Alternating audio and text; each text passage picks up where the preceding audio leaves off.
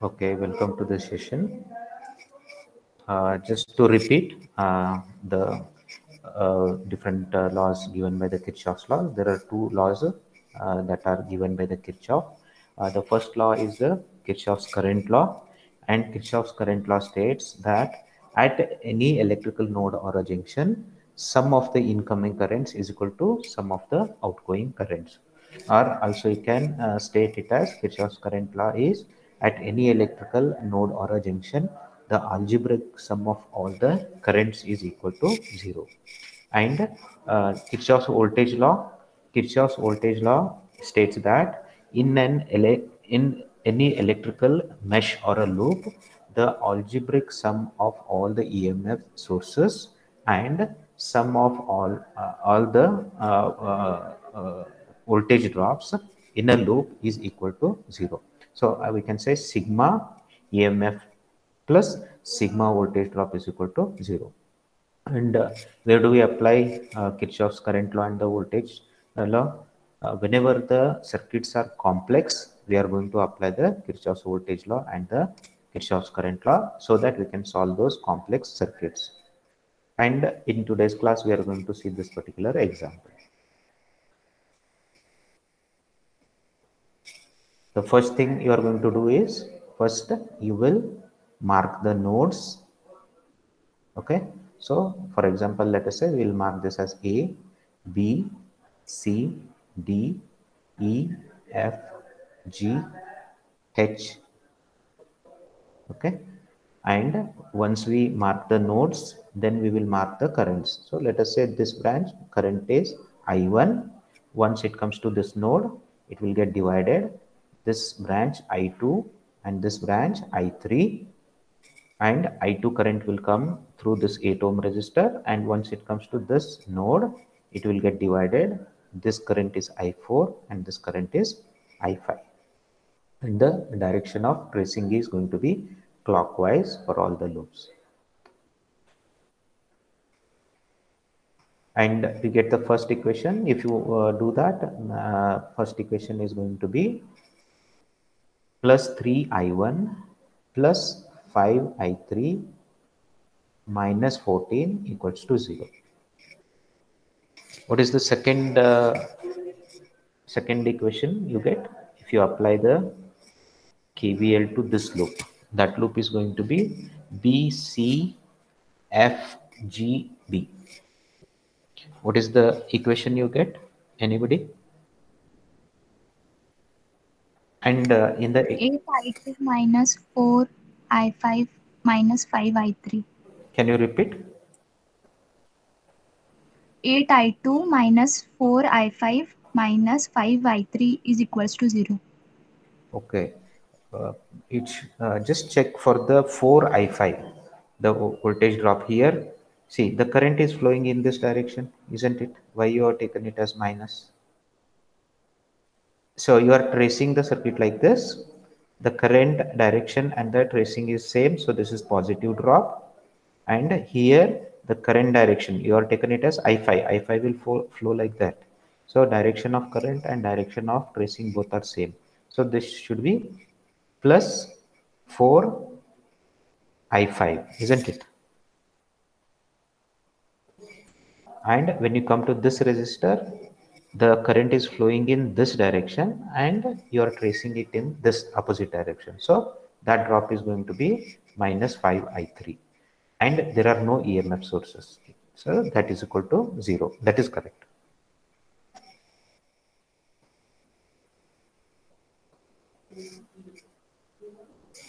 And what would be the equation here?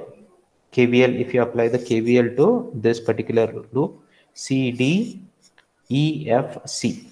What is the equation you are going to get? 5 plus 4I5. Okay. Is it 5 plus or minus? Minus. Plus. Minus. Plus. Minus. Sir. Okay. Minus. Okay. So let us start. We trace from here, right? So we are tracing like this and we come across the positive plate. So first you are going to write plus 5. and you are going to come to this node, and you are going to trace like this. The direction of the current is like this, and you are tracing in the opposite direction. So it should be minus 4 into the current flowing here is I5, minus 4 I5. So 5 minus 4 I5. So what will happen? You can directly find the value of the I5. Therefore, I5 is equal to 5 divided by 4, isn't it? What is the current value for I5? 1.25. 1.25 amperes. So I5 current, the direction I5 is equal to 1.25. The plus shows that the direction you have chosen is correct. So let us go through the solution. Okay. This is how, once you, in the exam, you will be given circuit like this. Once you have the circuit like this, the first thing you are going to label it A, B, C, D, E, F, G, H, and you are going to mark the currents. This is I1, this is I2, this is I3. Same I2 will come here. This is I4 and this is I5. And mark the direction of tracing. This is the direction of tracing and this is the direction of tracing. And whoever has got all the equations correct, you can proceed and let me know the answers whenever it is ready. So we need to, I5 we have found, we need to find I1, I2, I3 and I4. Okay. So once you have all this ready, then you are going to apply the KCL to node B, KCL to node C. If we apply the KCL to node B, the incoming current is I1 is equal to outgoing current I2 and I3. Therefore, I1 is equal to I2 plus I3. That is the first equation. If you apply the KCL at node C, the incoming current is I2, outgoing current is I4 and I5. Therefore, I2 is equal to I4 plus I5 or I5 plus I4. That is the second equation. Once you have the two equations, then you will apply the KVL. Apply KVL to loop ABGHA. That is loop ABGHA. When I apply the KVL, I will start with from the node A. So first is the voltage drop. The direction of the current and the tracing is exactly the same. The voltage drop is plus, that is plus 3 into I1.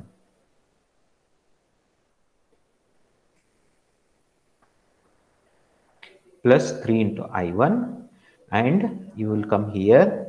The direction of tracing and the direction of current both are same. So this voltage drop is going to be a positive. Plus 5 into I3 is the voltage drop. Then you have plus 3 I1 plus 5 I3. You come to the node G, H, and you come across the negative plate. So you are going to say minus 14. EMF is minus 14, and you come back to the original node where you started. So you will say equal to 0. That is the first equation. You can see here plus 3I1 plus 5I3 minus 14 is equal to 0. That is 3I1 plus 5I3 is equal to 14. We take the 14 on the right hand side. That is the third equation. Now we will apply the KVL to this loop BCFGB. BCFGB. So we'll start from the node B. And what is the current? This current is I2. You have to just check what is the current that is flowing in that particular branch. So I2. The direction of tracing and current both are same. Therefore, this voltage drop is plus 8I2. Plus 8I2. Then we'll come to node C. Then we'll come to this particular resistor. The direction of current is like this, and the value of the current is I5. So this is I5. The direction of the current as well as the direction of tracing both are exactly in the same direction. So this drop is also positive. Plus 4 into I5. That is plus 8I2 plus 4I5. Then you come to node F, node G, and we have one more resistor here. So in this resistor, how much current is flowing? I3 is flowing. it is flowing in this direction, and the direction of tracing is opposite. It is opposite to the direction of the current. So we are going to take this particular voltage drop as a negative. So minus 5i3, and we come across the node B equals to 0. So what would be the equation? Plus 8i2 plus 4i5 minus 5i3 equals to 0. That is the next equation. Plus 8i2 plus 4i5 minus 5i3 is equal to 0. That is the fourth equation. Now the last loop, we will apply the KVL to C, D, E, F, C. C, D, E, F, C. We are going to apply the KVL. We start from the C, we come to the D, there are no resistor. Now we come across the positive plate. So you are going to say plus 5. Then come to node E, okay, come to node F. Now your direction of tracing is opposite to the direction of the flow of the current. I5 is flowing opposite to the direction of tracing. The voltage drop is going to be negative minus 4i5. So then you come back to the node C equals to 0. So what would be the equation? Plus 5 minus 4i5 equals to 0. So plus 5 minus 4i5 equals to 0. Then you can solve. There is only one unknown in this equation. So i5 is equal to 5 divided by 4. You get the answer as 1.25 amperes. Did anybody get the values for I1, I2, I3, other branch currents?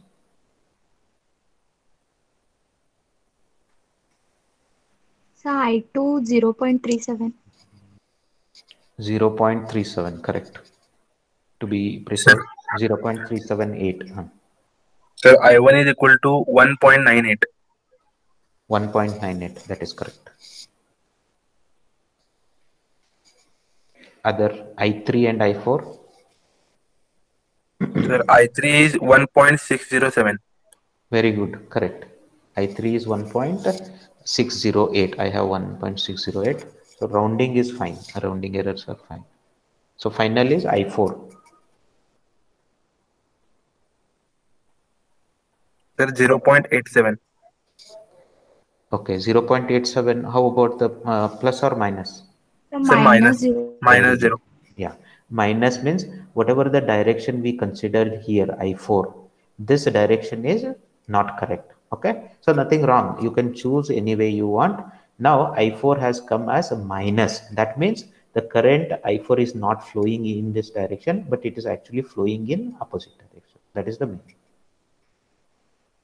All others, you already have all the equations 1, 2, 3, 4, and the fifth is the I5 is equal to 1.25. Use the techniques to reduce the unknowns, use the substitution, and try to solve the equations for the unknown currents. So from equation 4, okay, this is the equation 4. Replace I5 value. So in this equation, I5 value is already known, 1.25. In this equation, we are going to replace this 4 into 1.25. What we are going to get is, so this is 8i2 minus 5i3. This 4i5 is taken on the right hand side, minus 4 into i5, that is minus 4 into 1.25 minus 5. So this is the fifth equation, and unknowns are I2 and I3. Next, equation 3, replace I1 is equal to I2 plus I3 from equation 1. So in this particular equation, you replace I1 with I2 plus I3, right? Why we did that? Then this will be converted in terms of I2 and I3, and I have one more equation in terms of I2 and I3. You can solve those to find the value for I2 and I3. That is what is with. So once you do that, this is how you get 3i1 plus 5i3. This is the third equation. Excuse me, third equation. I1 value is I2 plus I3. You get 3i2 plus 8i3. 5i3 plus 3i3, 8i3 is equal to 14. This is the sixth equation. Now, equation 5 and 6. So equation 5 is in terms I2 and I3, and 6 is also in terms of I2 and I3. So this equation is multiplied with 8 and this equation is multiplied with 5, so that we can get rid of this I3. So this will become 40 minus 40 I3 and this will become plus 40 I3. When we add both the left hand side equations and right hand side, then we will get rid of this. What we get is 79 I2 is equal to 30. Therefore, I2 is equal to 30 divided by 79, that is equal to 0.378 amperes. Now you got the current value for the I2. You substitute in this equation or the previous fifth equation. You will get the answer, current for the I3. So equation 6 replace the value of I2. So in equation 6, we are taking equation 6. This I2 value will be replaced with 0.378. That is like we get it like this, 1 by 8 into 14 minus 3 I2. Substitute the I2 value and I3 is equal to 1.608 amperes. That is what you will get.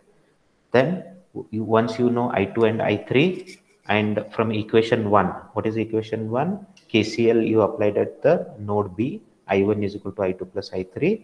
If you add this, you will get I1 as 1.986 amperes. And now all the values I1, I2, I3 and I5 are known. Then I4 can be calculated using the equation 2. What is the equation 2?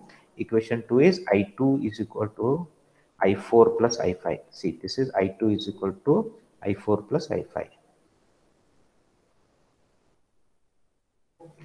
Therefore, I4 is equal to I2 minus I5, 0.0378 minus 1.25. You get it as minus 0.872 amperes. Okay. As I said before, negative sign indicates the actual current flows in the opposite direction to what we have indicated. Everybody understood? Any questions here?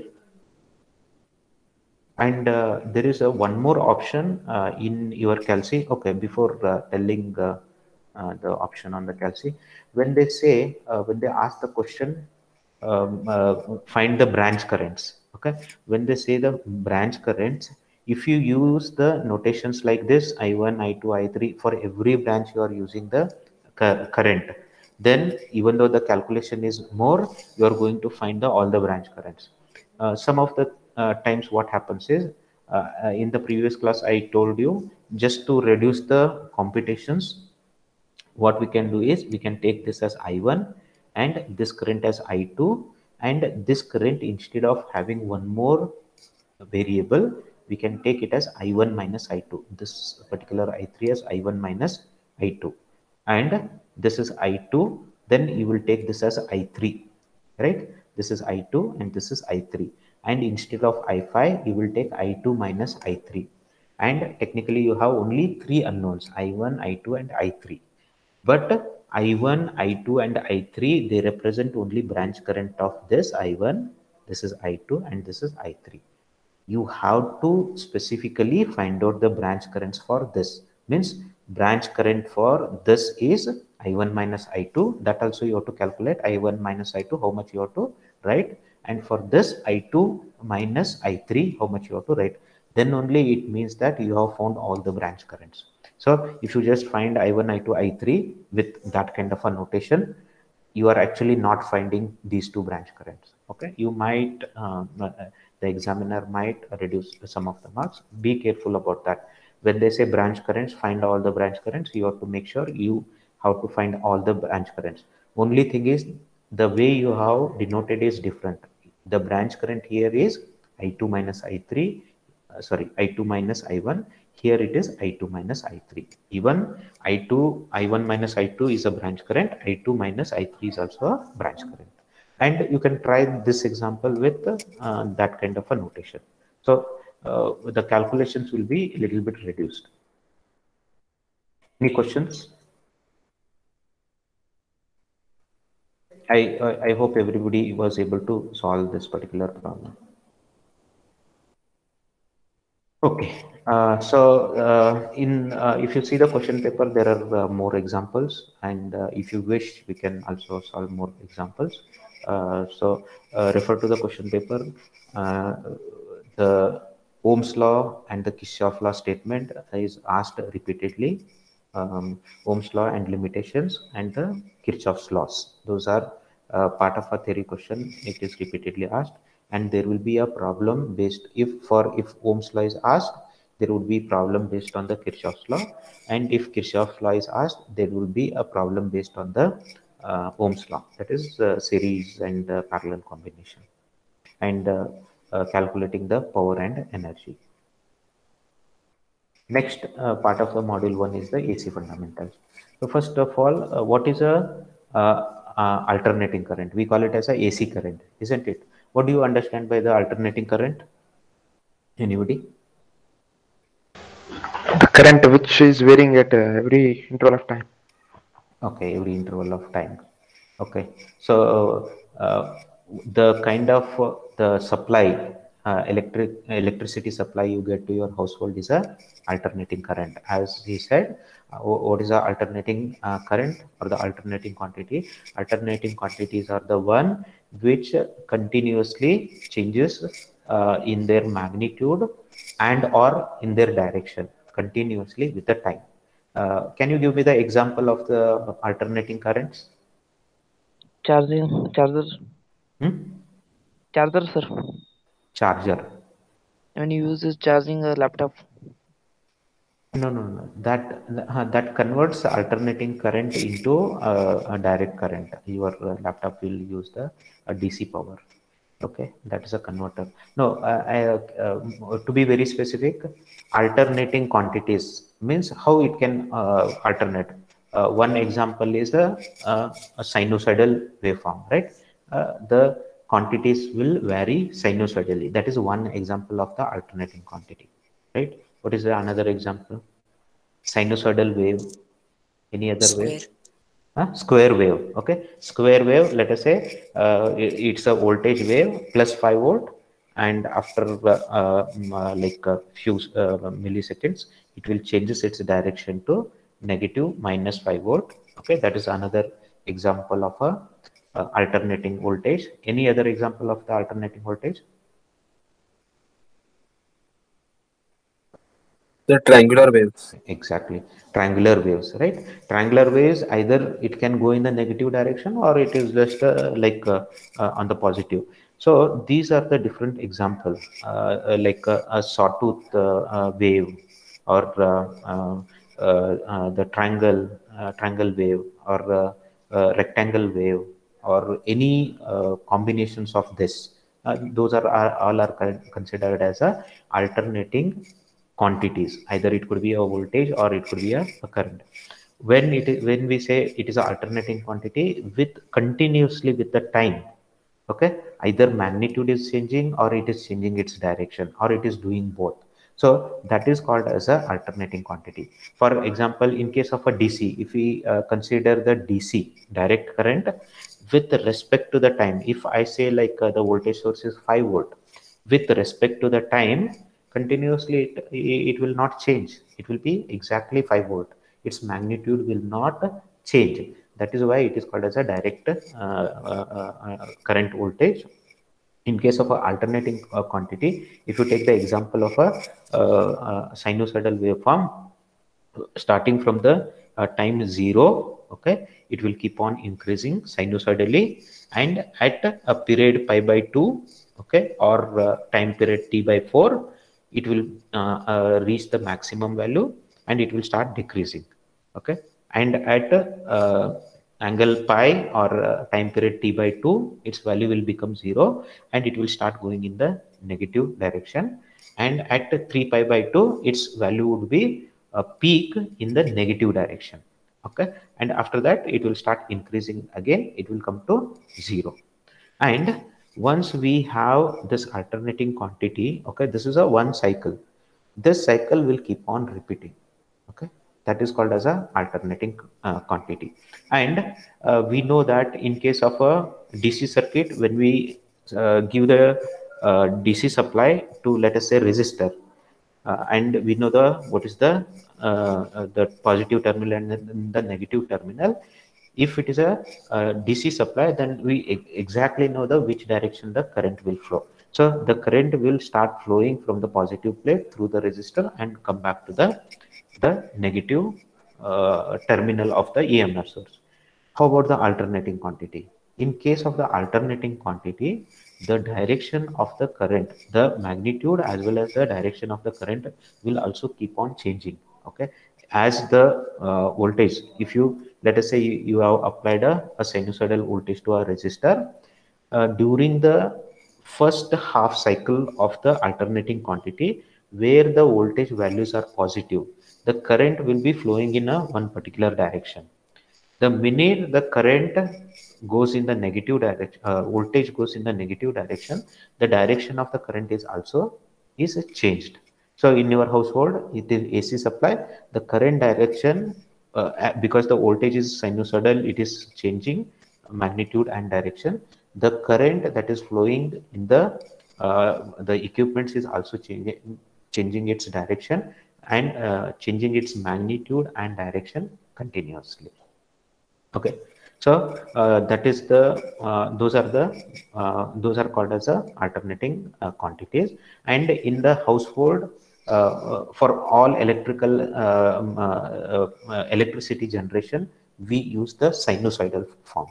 Even though you told square is a alternating quantity, triangular wave is a alternating quantity, rectangular wave is alternating quantity, some other waveforms are also alternating quantities, but out of all these we are going to choose only the sinusoidal.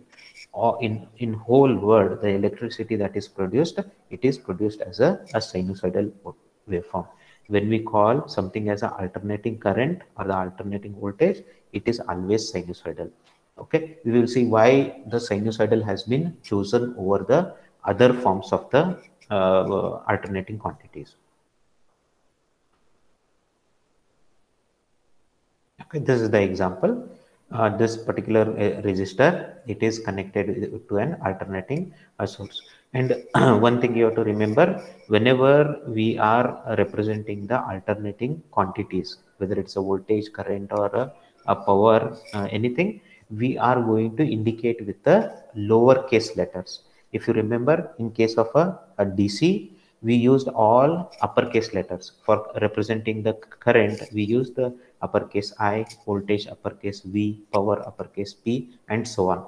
In case of a alternating quantities, we are going to represent those values, voltage, current, with the lowercase letters, and it is also called as a instantaneous value. That lowercase v or the lowercase I represents a instantaneous value. We will see what is that instantaneous value. When you have connected an voltage source, okay, having a voltage of V is connected to a resistor R, it will result a current, lowercase I, it will result a current, alternating current in the circuit.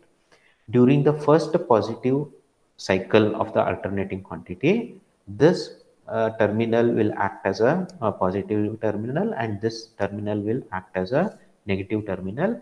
And for this half cycle, this is the half cycle of the one complete sinusoidal cycle, that is T by 2. The total time period for the half cycle is T by 2, or the in terms of the angle, it is 0 to pi. 0 to pi, the value of the voltage is going to be a positive. So the current will flow in this particular direction. And after the time period T by 2, the voltage will become 0 and it goes in the negative cycle. Like this, it goes in the negative cycle.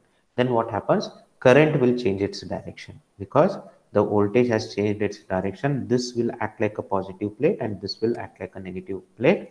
The current will start flowing in this direction through the resistor back to the voltage source. Is that clear? Any questions so far?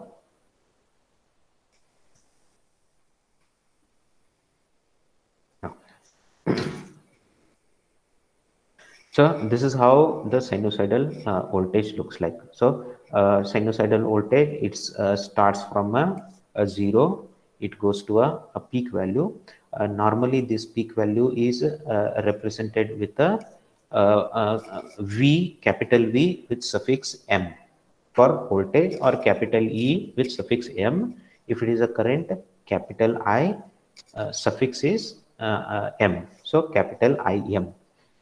This is called as a peak value of the alternating quantity. If it is a voltage, it is the peak value of the voltage Vm.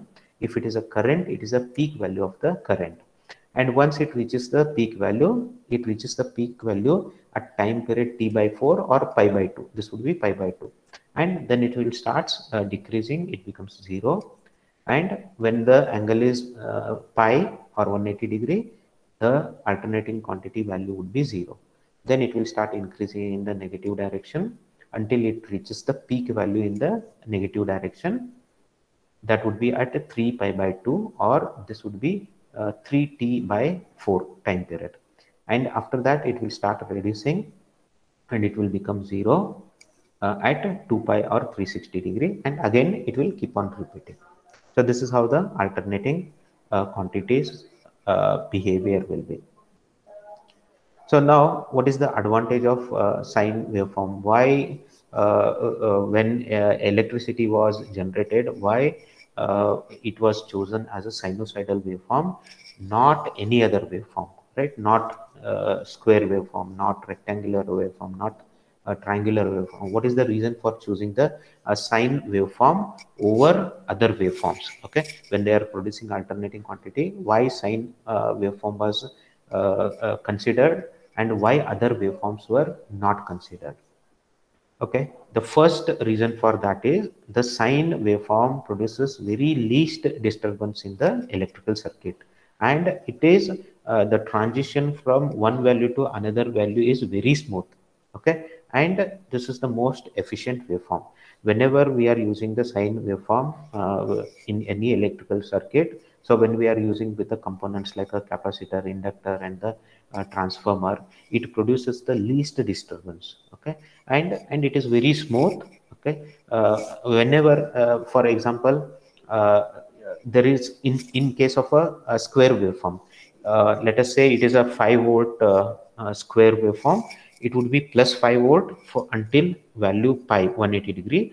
At 180 degree, it suddenly rapidly change from plus 5 volt to minus 5 volt. So this kind of a changes causes a disturbance in the electrical circuit. So in case of a sinusoidal waveform, the increase is very gradual, very smooth, so that whenever it is decreasing, it is very gradual and very smooth. Similarly, when it is changing the direction, it is very gradual and very smooth. That is how the circuits becomes very efficient.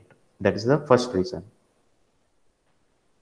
Okay, the second is the use of sinusoidal voltages applied to coils results in revolving magnetic field, which has a capacity to do work. So you may not understand at this stage.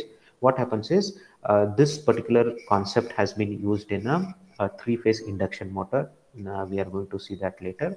Just briefly, I will explain what this means is, if we use the sinusoidal voltages, and you must have heard about the three phase, right? Three phase, there would be three phases of the power. RYB, you must have heard. Do you know what is RYB stands for? These are the three phases of the electricity. Okay. As of now, we are going to study the three-phase circuits also. So R is red, yellow, and blue.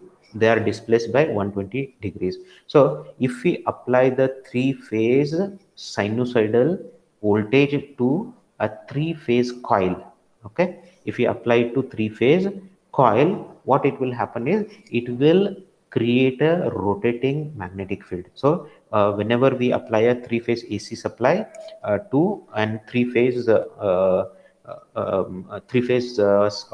a coil, then what will happen is the resulting current will create a magnetic field which is will be rotating.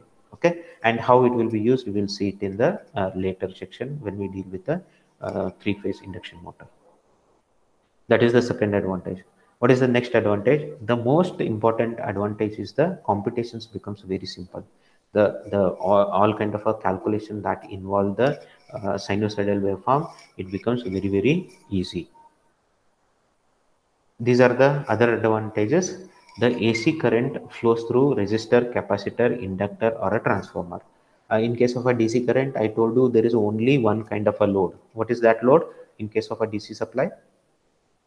Resistor. Resistor. We have only Resistor. resistor. So current will flow through the resistor, and if it is a capacitor, what it will do is current will flow for very initial tiny period until the capacitor gets charged, and then there will be no current. And if you connect a DC supply to the inductor will work as good as a resistor. Initially it will offer some resistance. Initially the current would be slow, then it becomes the current becomes steady. So that is why in case of a DC, the only kind of a load that we have is a resistor.